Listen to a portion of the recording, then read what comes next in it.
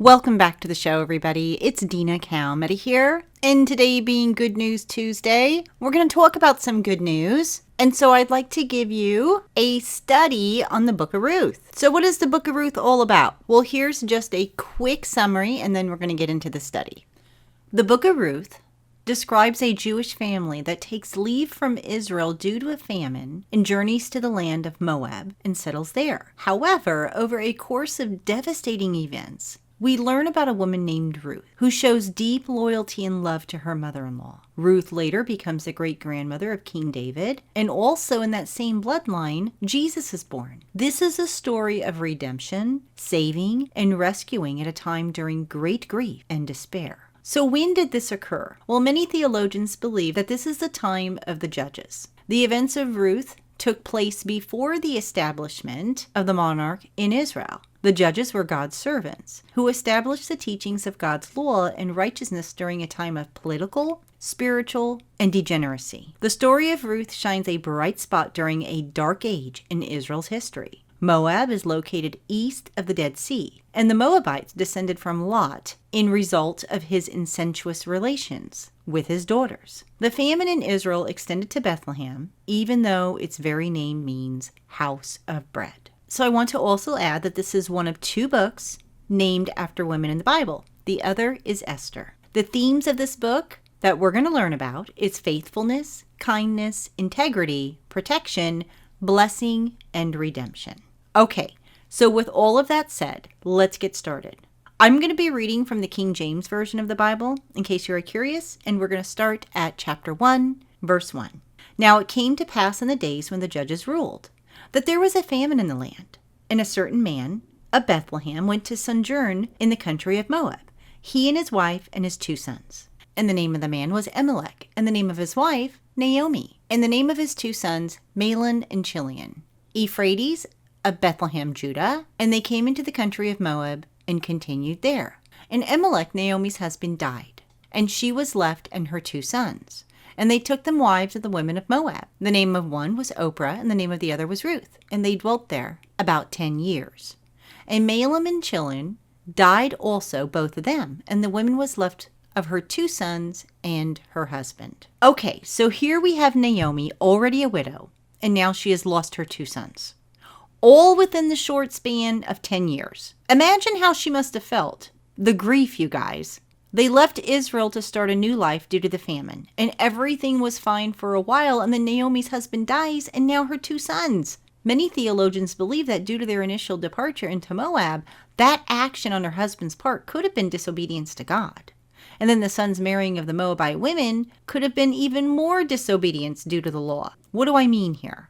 Well, with the initial onset of famine in Israel, this could have been a test of faith as well as possibly God chastising them. The proper response would have been to stay in Israel and tough it out and depend upon God. By leaving and going to a pagan land that served other gods and not the one true God could have been a sign of disobedience and not trusting God to provide for his family. Some theologians are led to believe that the death of Elimelech was the divine chastisement of a believer for the sin of leaving the land and having stayed in Moab. These actions showed his unwillingness to repent and correct the sin. In addition, due to this move to Moab and staying there, his sons married women that were not of the Hebrew faith. Granted, Ruth later came to know the one true God, Jehovah, but that is besides the point at the time that the marriages took place. Now, while the law of Moses did not prohibit Israeli men from marrying the women, it did exclude the Moabites from the congregation of Israel for 10 generations in the book of Deuteronomy, chapter 23, verses 1 through 4. They were at the time unequally yoked. We also see that in the New Testament in 2 Corinthians chapter 6, verse 14. But be ye not yoked together with unbelievers, for what fellowship has righteousness with unrighteousness? And what communion has light with darkness? Okay, so let's continue. Verse 6. Then she arose with her daughters-in-law, that she might return from the country of Moab. For she had heard in the country of Moab how that the Lord had visited his people, giving them bread. Wherefore she went forth out of the place where she was, and her 2 daughters-in-law with her. And they went on the way to return unto the land of Judah. And Naomi said unto her 2 daughters-in-law, Go return each to your mother's house. The Lord deal kindly with you, as he has dealt with the dead and with me. The Lord grant you that ye may find rest, each of you in the house of her husband. Then she kissed them And they lifted up their voice and wept. And they said unto her, Surely we will return with thee unto thy people. And Naomi said, Turn again, my daughters. Why ye go with me? Are there yet any more sons in my womb, that they may be your husbands? Turn again, my daughters. Go your way, for I am too old to have a husband. If I should say, I have hope, should have a husband also tonight, and should also bear sons, would ye tarry for them till they were grown? Would ye stay for them from having husbands? Nay, my daughters, for it grieveth me much for your sakes that the hand of the Lord is gone out against me. And they lifted up their voice and wept again. Oprah kissed her mother-in-law, but Ruth clave unto her. And she said, Behold, thy sister-in-law is gone back unto her people and unto her gods. Return thou after thy sister-in-law. So here we see Naomi getting ready to journey back home. She left with the husband, and now she has no husband, no children, and she is also sending her 2 daughter-in-laws away as well. On top of all of that, she believes that God too is against her, the one rock she had left in her life. Have you ever felt that way? When things completely fall apart, we often think it is something that we did wrong to bring this disaster upon our lives, and ultimately God's hand is against us. We have to remember that not everything that happens to us is because God is mad at us and is striking us down, ripping our lives apart. Sometimes things happen in life due to sin, ordinary human trouble, and sometimes even by the hand of the enemy. And some things we just don't have control over. But do not think for a minute that God has left you or forgotten about you.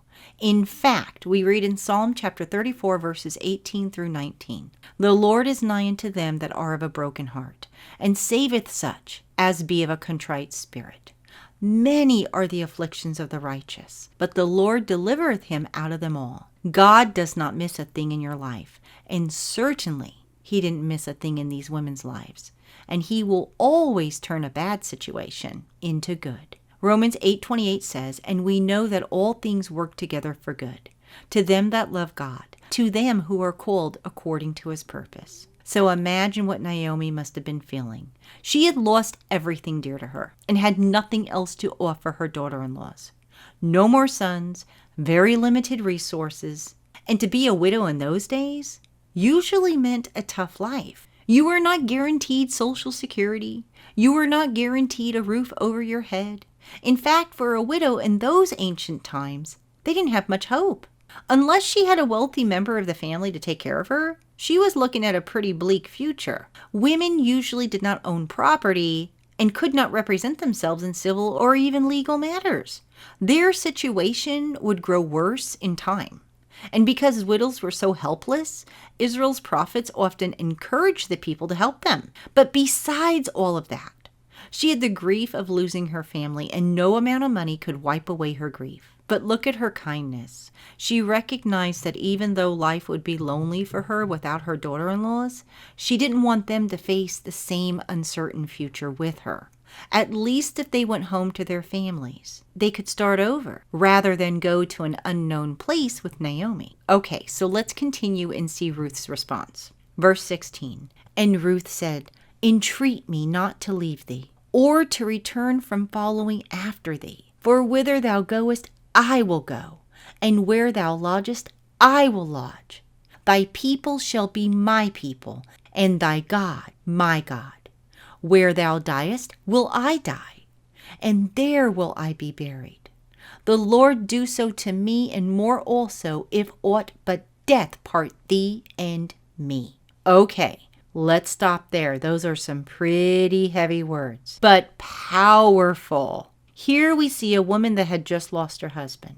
She too is a widow, but yet she is willing to leave it all behind, everything that is familiar to her, her family, her own mother, her hometown, everything, to venture into the unknown with her mother-in-law. She even decided to follow God, the one true God. What love and loyalty she had for Naomi. And think about the impact that Naomi must have had on Ruth's life concerning her faith throughout the years. The Moabites worshipped false gods. But here we see Ruth devoting her life to our God. You know, we can make an impact on others. And that is surely what Naomi had done throughout the years Ruth had known her.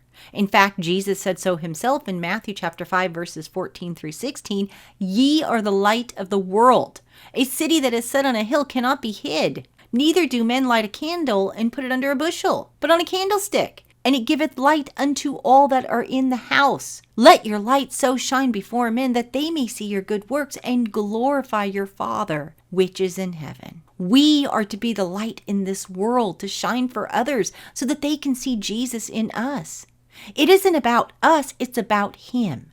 And although Naomi had thought God was against her, she had in her own life shown God's love enough that Ruth was willing to leave it all behind and follow the one and only true God, and go with Naomi to an unknown foreign land and start a new life, to stand by her mother-in-law and help her as if she were her own mother. And something else I'd like to add. God takes notice when we sacrifice for Him.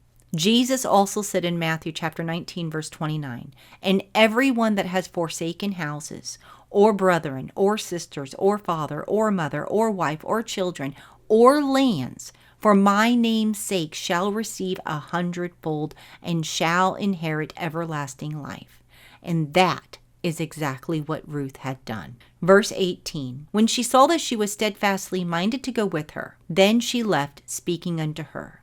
So the two went until they came to Bethlehem. And it came to pass that when they came to Bethlehem, that all the city was moved about them. And they said, Is this Naomi? And she said unto them, Call me not Naomi, call me Mara, for the Almighty has dealt very bitterly with me. And I went out full, and the Lord has brought me home again empty. Why then call ye me Naomi, seeing the Lord has testified against me, and the Almighty has afflicted me? So Naomi returned, and Ruth the Moabitess, her daughter-in-law, with her which returned out of the country of Moab, and they came to Bethlehem in the beginning of barley harvest. So here we see Naomi so despondent that she doesn't even want to be called by her name. Instead, she chose a name that means bitterness. She wanted her name to reflect her situation that she was dealt with. Now, the thing about bitterness, if we allow ourselves to be overcome by the emotion, it will literally take root in our lives. Hebrews chapter 12, verse 15 says, looking diligently lest any man fail of the grace of God, lest any root of bitterness springing up trouble you, and thereby many be defiled. One commentary describes bitterness like a small root that grows into a great tree, springing up into our hearts and overshadowing even our deepest relationships. Bitterness brings with it jealousy, dissension, and immorality. But when the Holy Spirit is in our lives, He can heal and deliver us from that bondage that bitterness brings. And Naomi was on the verge of that root growing within her if she continued along that path. But when God is in the center of your life and we allow Him to work in our lives, loss does not mean that everything in our life is over. It only means that one chapter has ended and another is beginning. And things will start to look up for Naomi and Ruth in chapter 2, which we will continue in a future show. But I wanted to leave you guys with this. Although Ruth and Naomi faced some serious trials in their lives up to this point, God had not forgotten about them nor left them. And it is evidence when Ruth decided to follow Naomi and be with her and leave it all behind. In God's compassion, mercy, and love for Naomi, He did not leave her with complete emptiness. He sent Ruth, and Ruth surrendered her life to God. God is about to turn around their circumstances and bless them. And I am sure that at this time, these two precious women had no idea what God had in store for them. And the same can be said of each one of us. We have to remember that God does not sleep. He does not take a day off, and He does not turn His head away from you, but is working on your behalf, even when it seems hopeless. God is able to turn things around for His glory and for your good. God is ready to restore, redeem, and bless you. We just got to be patient to let God be God and do a work in our lives that He wants to do. So with that said, that's your study for today. Please do leave your comments below this video. I'd love to hear from all of you. Tell me what you think. If you need prayer, let me know. You can also email me at cww7news@gmail.com, and I will get back to you as soon as I can. Also, come and visit us on our social media pages as well as our website at www.cww7news.com. All right, everybody, thank you so much for watching. Stay tuned. Tomorrow we will have a Bible prophecy update. God bless and stay safe.